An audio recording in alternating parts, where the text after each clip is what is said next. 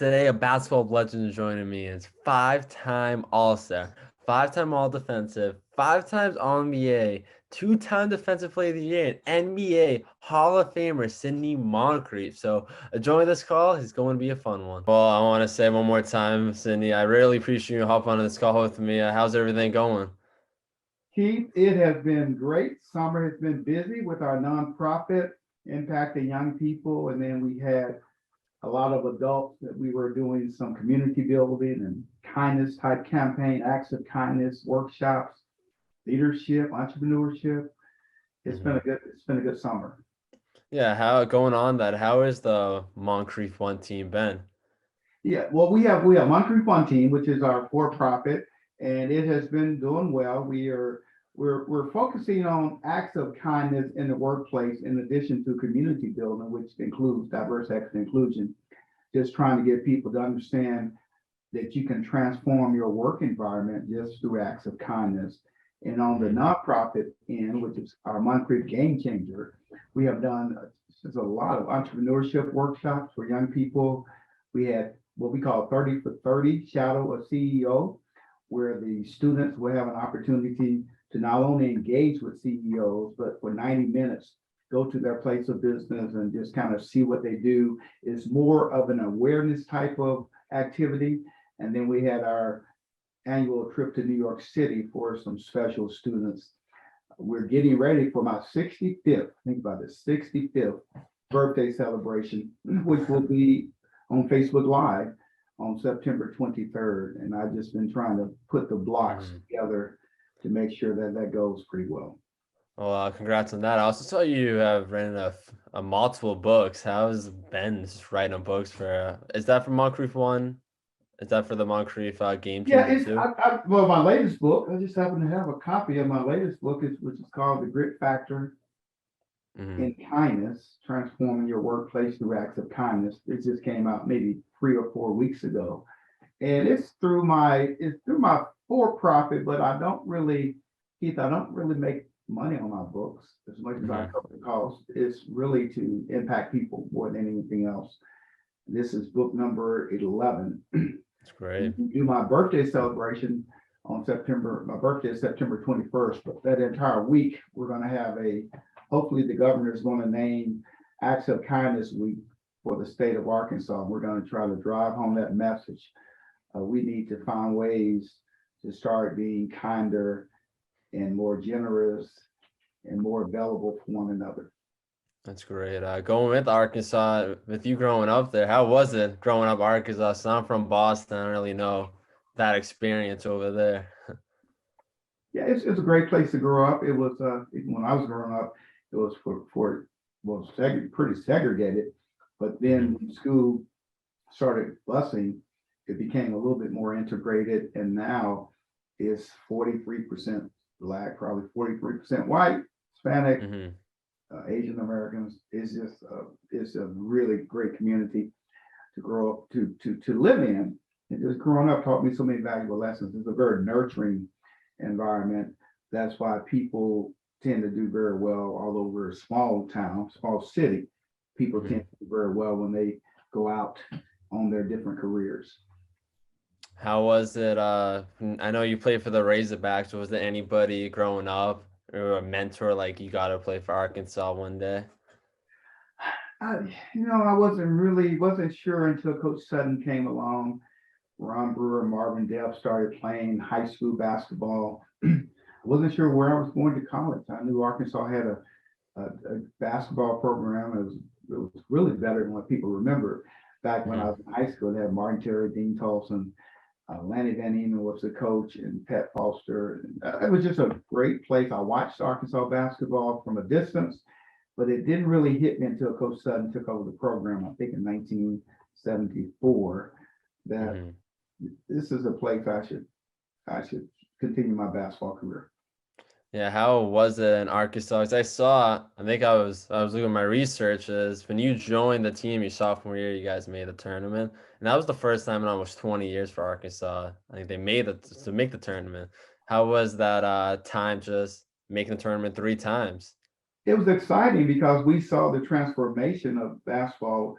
within the state of Arkansas. Football is always the king, will always be the king. That's just a different type of sport. But we saw Razorback fans starting to recognize basketball. And really, I think it started with before Coach Sutton just a little bit with that group, because had I not watched Martin Terry or Dean Tolson, Ricky Metlock, those players, then when Coach Sutton would have come, I would have been totally blind to anything about Arkansas basketball.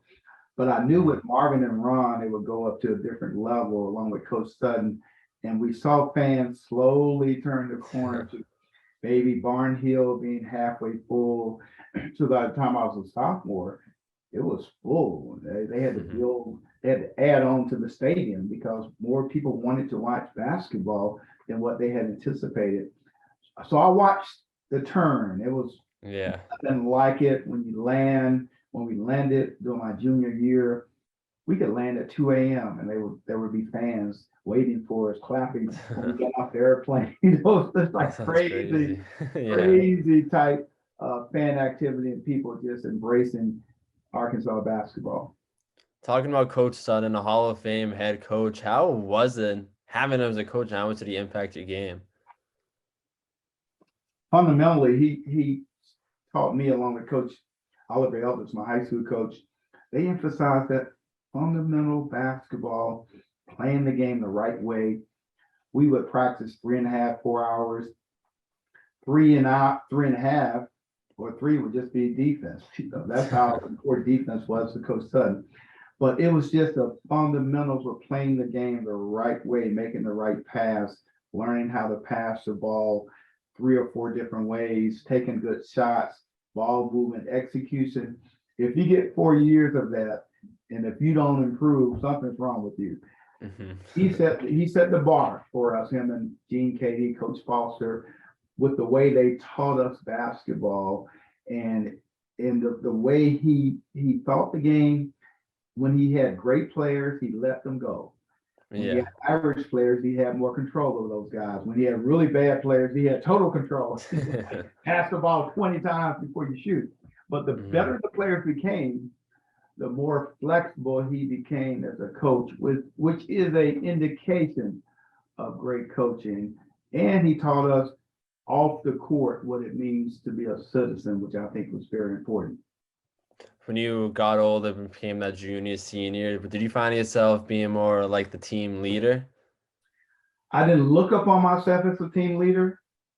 Years later, my former teammates told me, yes, you were certainly the team leader.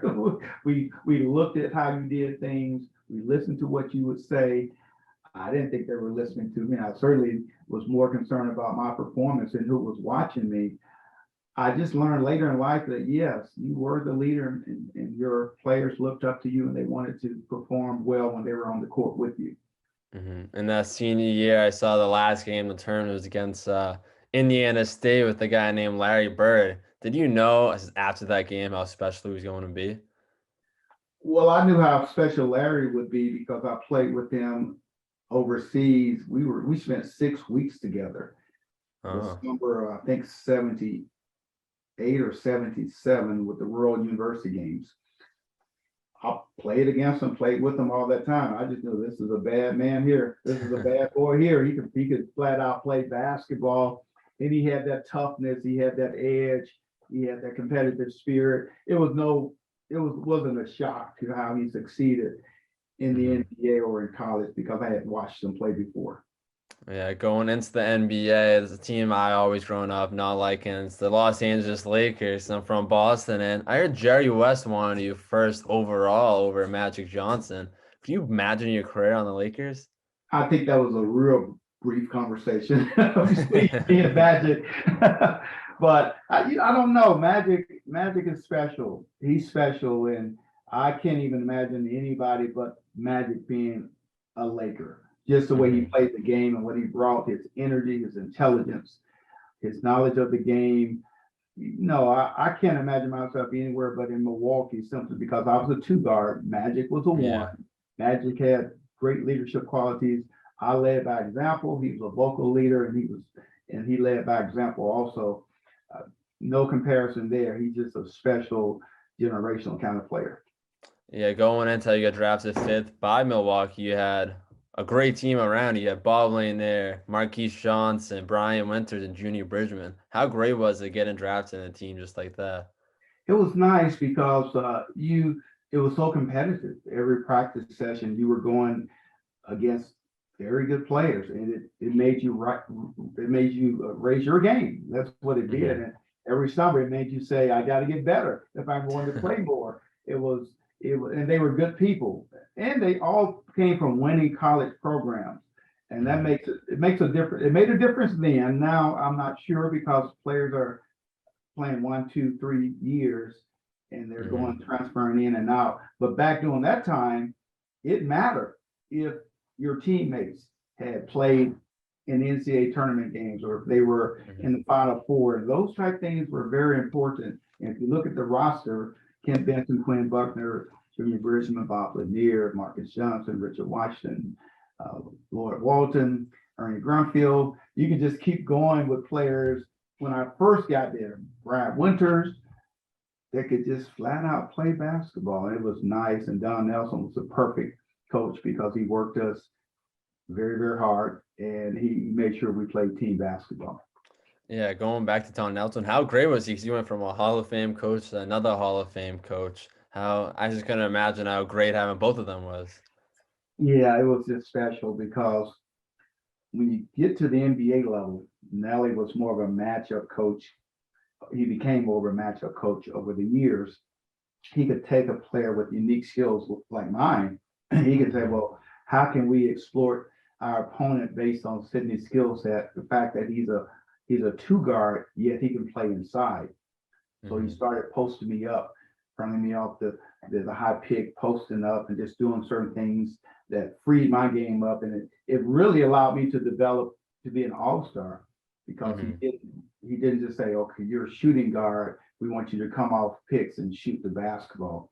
He was saying, we want you to score the basketball and make plays. And that's Hmm. what I was able to do with my quickness and my speed.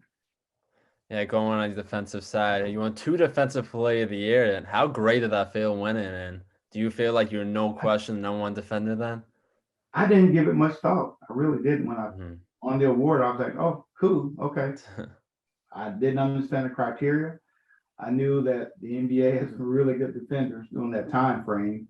Hmm. And I also knew something very important, Keith. I knew that our team defense, the way we set our defense, was more important than individually what I had accomplished. My responsibility was if it was a great player, keep them from getting the basketball, make it difficult, keep them off their sweet spots, push them out, and funnel those players to where you had help because you cannot guard.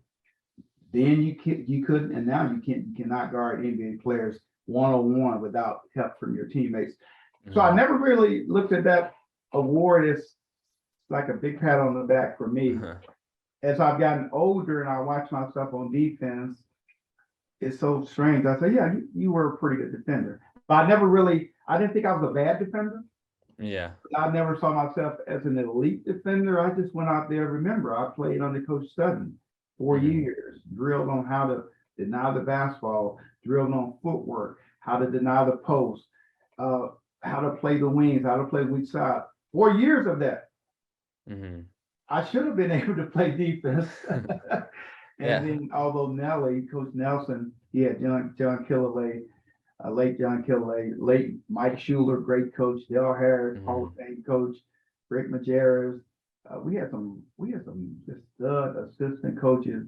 And when I came to Milwaukee in my rookie year, John Killaway and Don Nelson, they were they were they were laser focused on the defense of being a basketball. And I Hmm. got real a different way to play defense, the NBA way to play defense. The fact that I was at Milwaukee and Nelly doesn't get enough credit because they remember Golden State, they remember, and they Hmm. say, well, he's an offensive coach. Well, he's just a great coach. And back then he was a brilliant, him and John Kelly, brilliant, one more time, brilliant defensive mind Hmm. and a defensive coach. Do you think with some guys now you see from that get a switch in the post defensively, they struggle. You see a lot of the guards. When you got the switch and had to guard a bigger guy in the post, how did you feel? Well, Nelly started switching. He's one of the Hmm. first coaches. he wasn't doing to the level they're doing it now. We did strategic switches based on the size, not only based on your size, we did it based on how effective that player might be in the post. And we did it based on who we wanted to score. So we might have wanted a player to take advantage of an inside matchup with the switch because we might not want Isaiah Thomas with the basketball. We wanted Isaiah Thomas to give the ball to someone else. And the way you do that, sometimes is to switch a smaller player on their bigger player and take the ball out of the hands of their best player. So it was very strategic for us. And as far as I grew up, high school, definitely in Arkansas, learning how to front the post, how to come across with the footwork to get better position, how to push people out. And we were double teaming a lot more than they do now. So when you got a mismatch, you would just have a big guy come down, double team, then you kick the smaller guy out, and now you have your matchups like you wanted. We did a lot of things strategically that made switching a lot easier. Now they just switch and they just say, okay, that's your person, stop that player. And that's really impossible to do. 3 guys I think at the top of my head that I know you went off against. Rank and the 3, who's the toughest to guard? I'm gonna give you Bird, Tony, and Jordan.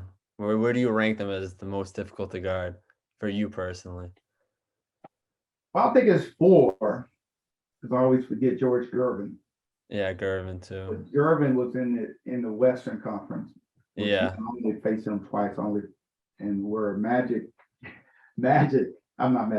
Bird, Tony, Jordan, they were in the Eastern Conference. Yeah.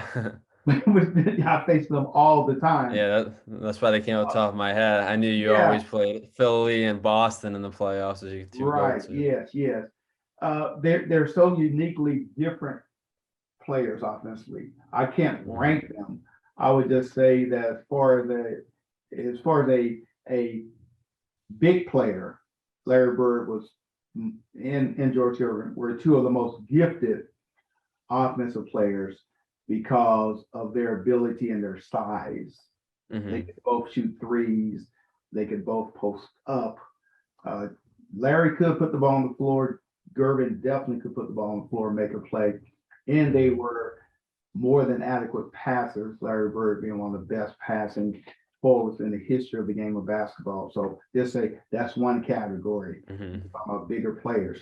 If you talk about a pure shooting guard, Andrew Toney would be way, way up there because of his quickness. People don't really totally know a lot about Andrew Toney because he hurt his foot, but he had a quick first step and he had a quick second, third, fourth. Every step was quick. Yeah. But he also had the ability to use quickness, get you off balance, and pull up and shoot a shot. He could catch a basketball flat-footed, which most players can't do, and then just pull up and shoot the basketball. He could drop left, he could drop right, he could post you up, he could play in transition. Nothing he could not do on the offensive end. Nothing he could not do. And he used all his moves. You couldn't just say, send them this way or send them that way. He was probably one of the better players, in my opinion, in the history of the league, as far as a shooting guard. You would have to search a long time to find someone better, I think. As far as a pure basketball player, where you said forget about positions, Michael Jordan is just at the top of that. He's right at the top. The reason is because his size and strength. He's 6'6", a lot stronger than what people realize, and he does not get enough credit for his basketball IQ. Very, very smart player. You couldn't really, like when you're guarding him, you couldn't gauge when he was engaged, if that makes sense, because he could be weak side, just playing around like he's not even involved. So with him, I had to always pay attention. Didn't matter where he was, with or without the basketball. You had to say, okay, I know he's weak side. I know he's trying to lull me to sleep. And as soon as I relax, he's going to make a quick cut to post up. Always had to be alert. And then you had to keep him out of his sweet spots. We call it the Michael Jordan post. In our mind, he invented as a spot where it's not really on the post, it's not low, it's medium post, it's not in the lane, it's right off the lane. And that was a really sweet spot of his. and you had to make sure that he did not get to that spot. Of course, with the triangles, elbow spots were difficult when he caught the ball on the elbow. He was difficult. Wherever he caught the ball, he was difficult. But with him, you have to just say, okay, we're going to push him this direction and help, because you can't guard him one-on-one. And you really relied a lot on your teammates with guarding Michael more than probably most players. Now going on your offensive side, talk more about defense, but on offense, you were a great scorer, averaged over 20 some multiple seasons. And what made you such a 20-point a night guy? Yeah, I think I was just tenacious. Tenacity was my trademark, and I could score so many different ways. Most players, you can just say, okay, they're gonna catch the ball and shoot, or I could score in transition. I could post up. I could do lobs.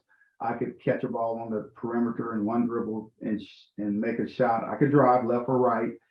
I just had a lot of ways to score, and it was mostly based on my quickness, speed, and just being tenacious with, I like to say relentless. I could offensive rebound. I could get an offensive rebound and put it back in. Just so many ways that I could score the basketball. I had a coach that took advantage of all those ways. He didn't just say, stay here. He said, score the basketball and make plays, and that's what I was able to do. Did you ever had any moments where you're like, why is the other team coach putting that guy on me? No, I didn't care. I mean, certain players were good defenders, and they just have to be on me. A lot of guys, but I don't like this guy on me. He's making it a little more difficult. And also, I had teams like Bob Lanier, players like Harvey Catchings, Bob Lanier. You don't realize how important it is to have bigger players to get you open, especially if you're playing against great defenders, because you can't shake a Michael Cooper, you can't shake a Dennis Rodman, or Dennis Johnson. Those elite defenders, they're hard to shake. So you say, hey, Bob, Harvey, I need you. Come on, you need to hit this guy. Give me a pick or something to help. All I needed was a little bit of space, and the bigger players were able to give me that space. Dave Myers, rest in peace. He was a great screener and someone that could help get me open. And then when you have players like Marcus Johnson right beside you, it's like, okay, you can't really focus on Moncrief because Johnson was as good of an offensive player as Moncrief. And that made it tough for teams, because we had two elite scorers on our team early in my Bucks career. Were any guys that were annoying to play against? Somebody like, I know, Danny Ainge, some of those dudes are just always going to come at you. It's just tough to. Danny is one of the great competitors in Bill Laimbeer. People always mention those two guys. They're great competitors, and you expect them to compete. You expect them to do whatever it took to gain an advantage, and they would do that. And you just had to play it. You had to play through it. And as you got older, you would say, oh, I would love to have had that guy on my team as a teammate, because they came into battle. And as a basketball player, that's all you can ask of your teammate. Just come into battle with me, go to war with me. I want to make sure that I'm in the trenches with the right player. And Danny was one of those type players that you wanted to be in the trenches with, Danny or Bill Laimbeer. I'm going to give you two teams, and I think I know you played the 83 Sixers and the 86 Celtics. I think you also played in the playoffs. What made those two teams so special? Well, I'm partial. Everybody's partial to an era. But it would be hard for me to say there were two better teams in the history of the game.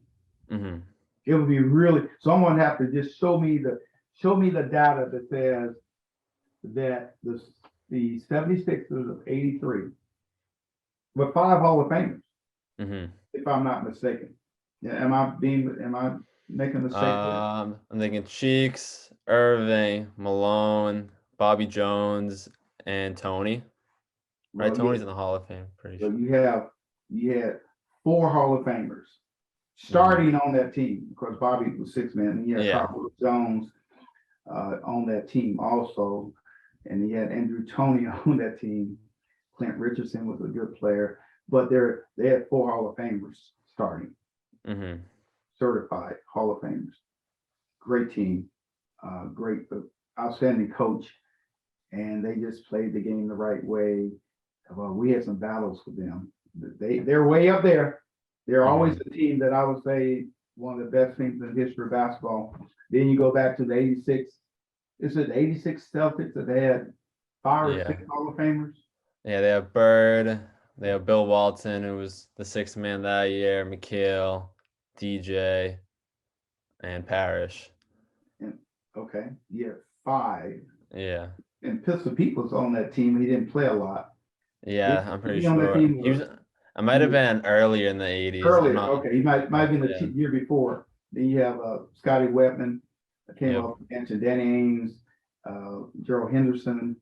You had some. I mean, that was like a serious team. Their second Mhm. team was better than most teams. First Mhm. first unit, their second unit, and Casey Jones was a master coach during that time, and they had the experience. They stayed healthy, they played hard, they had size. Mhm. So Harris 7, McHale just 7, right? And then Bird Yeah. 6'10", but could play inside out. You don't get any better than that. Dennis Johnson, very, very one of the best in the history of the game, one of the best overall players in the history of the game. We kind of fit the same mold, the way we played. I would say those teams are way up there. Uh-huh. You would have to convince me. You have to just put a lineup down and say, yeah, this team uh, is probably better. I don't think so. Mhm. Do you have a team that you played for in the Bucks and like this is the best team that I ever played for?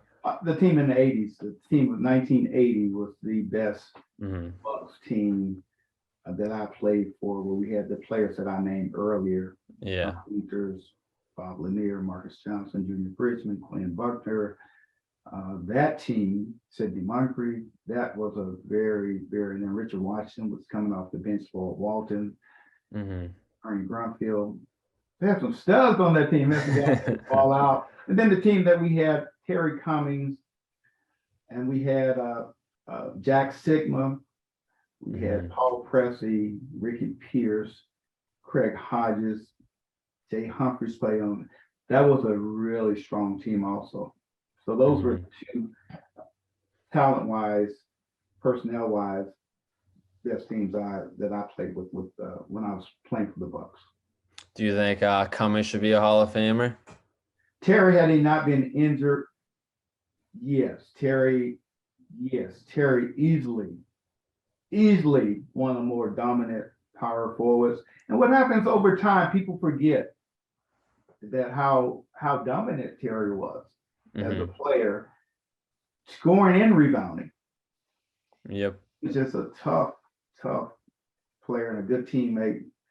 Came to play every night. And yes, I put him in the Hall of Fame. And Ricky Pierce, if there was a Hall of Fame, Ricky Mhm. knew how to do what he did. And did I mention him for that team with the Paul Presley, Ricky Pierce? Yeah. He was on that What down was there. that? 80, it was like 86, Yeah, I 85? don't remember the year, but that was a really strong team also. Mhm. And your later part of the career, you started dealing with some injuries. How was it going through that? It was difficult because you're playing at a high level, and then you start playing at an average level. Players that Mhm. beat you before off the dribble, they beat you off the dribble. Players that you could beat off the dribble, it took you Yeah. 2 dribbles to beat them. And so Mhm. that's you have to make that transition as a player. Some players do. Some players it takes a little bit longer. There has to be an acknowledgement that you're losing some of your skills and you need to do some other things better. Fortunately, I was always a good all-around player. Mhm. I didn't have to totally rely on offense to define my game, and I was able to just keep playing defense. Your offense was not as good, and I had lost my edge for playing because I had played so long, so many minutes. Mhm. But when I retired, I think in 70 and 89, and sat out a year, and then I came back and played for Atlanta. I felt like a rookie. I was reborn, Mhm. and I had that energy and that passion had come back, and Mhm. that was a very enjoyable year. It wasn't at the high level that I was accustomed to, but it was at a respectable level, Yeah. and I love playing the game of basketball once again. Did it feel different playing for Atlanta, how you played in Milwaukee all that time, then that 1 year playing for Atlanta? Not really, because I had retired for a year, and Hmm. it was just playing basketball and just enjoying the game, enjoying the Hmm. fellowship of the players and the excitement of being on the NBA team. So it didn't feel different because even with Milwaukee, we had one team and then we went through a transition and we got Terry Cummings and Paul Pressey and Ricky Pierce. That was a totally different team. And Hmm. then I think the latter part of my career at Milwaukee, there was a lot of players in and out. It Hmm. didn't feel like the older team. So when I went to Atlanta, it wasn't a big difference when I went to Atlanta. After retiring, did it feel weird like you weren't playing basketball? And like, what were some hobbies that you picked up on to pick some of the time up? I didn't understand the question. I'm sorry. When you retired from either after Milwaukee or after Atlanta, did you pick up any new hobbies? Because I can only imagine after playing basketball for so long how different it could feel. Not really. I had a business, an automotive business, a new car Hmm. dealership, and I was able to dabble in that a little bit. Most athletes try to play golf, which I did. And Hmm. I kind of enjoyed I enjoy golf for this reason. It took up time. It's like, Yeah. what do you do? You have all this time now. So Hmm. golf can take up a lot of that. And I had my car dealership. I had my family, and so it was a good pace. It's a good pace, Hmm. and it was nice. It was nice adjustment. Difficult adjustment, but it was still a nice adjustment. Yeah, going back to your old coaches, you had three Hall of Fame coaches and Nelson, Harris, and Sutton. And later on, you went back, you went and started coaching. Do you think those three guys had a big influence on why you wanted to coach? Yes, it started with my high school coach, Coach Oliver Elders, who's in the Arkansas Sports Hall of Fame for coaches. Hmm. It started there. Coach Charles Ripley, Arkansas Sports Hall of Fame. He coached at Parkview, coached me in the ninth grade. Coach Johnny Greenwood coached me in the ninth grade. So I think my affinity for coaching was grounded more in those coaches than in the NBA because Hmm. they helped shape who I was as a player. Once I got to the NBA or college, they helped refine me as a player. But coaching was something I wanted to do when I went to college. I remember Hmm. saying out of high school, I think I want to be a coach. That was one of my goals. I never did it until later in life. How was your experience coaching? It was good. It was a good experience. My first year, I hadn't coached before, and it showed. I was probably stuck in the path of how things had been done when I played, and that was not the best thing. I think the relational part of player coach relationships had Hmm. was starting to transition around that time.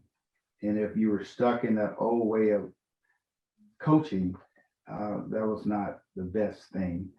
I really was in it more to nurture because I was nurtured through basketball, and that part was fun. Being to get to know the college players and then try to help them shape their vision, what they want to do in life, all that. I love that about college basketball coaching. But the other parts, I just needed. I wish I would have coached in the NBA before I coached in college. I actually coached in college and Hmm. then went to the NBA because had I coached in the NBA first, it would have broadened my outlook on strategically things to do differently as opposed to coaching in college and then going to the pro. I feel like a lot of the coaches used to be players, and mostly guards. Do you think guards, because you always have the ball in your hand, are some of the best coaches, or do you think it doesn't matter what I think position? point guard. I wasn't a point guard. Yeah. I think if you're a point guard, because you have to be concerned about everybody on the team. If you're a really good point guard, you have to actually Hmm. see more on the court than just most players. And they do have the mindset, or they should have the mindset to become better coaches because Hmm. of what they had to do as a point guard. Shooting guard is a little different. I think players that are not high performers, Hall of Fame players, probably make better coaches than guys that are high performers because they Hmm. can identify with average performance better. Mhm. Where if you're used to performing at a high level, you wonder, well, why can't he perform like I can? Why can't he do Uh-huh. this? Why can't she do that? And you go into all this, oh, they just can't do it because most people can't do it. Yeah. Accept that and adjust. And I think those type coaches do better in coaching players. I saw you did a little assistant coaching and the Bucks, and you had a young Brandon Jennings on that team who was a great scorer. How was it seeing a young guy like that who was a star coming out of the league? Yeah, it was Brandon, what you want to see in Brandon, you want to see kids that have the desire to get better. And Hmm. not only that, to adjust their game to get better, because a lot of players will say, oh yeah, I want to do this. Oh, well, you need to do this better. Yeah, I'm going to do that better. We're going to watch film Hmm. and get, but yet they don't really have the commitment to actually get better in those areas. And to me, the NBA game is about improving those players at a certain level. College has taken that away because of the amount of time you can spend with players on the practice court is lower. They cut it Hmm. back quite a bit from when I played, but the NBA is still somewhere you can take a player and make them better.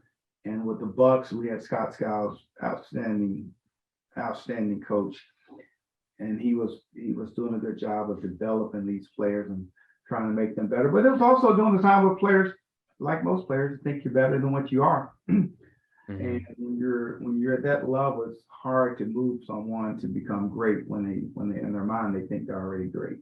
I'm not Hmm. talking about Randy. I'm talking about Yeah. most players. That was a problem.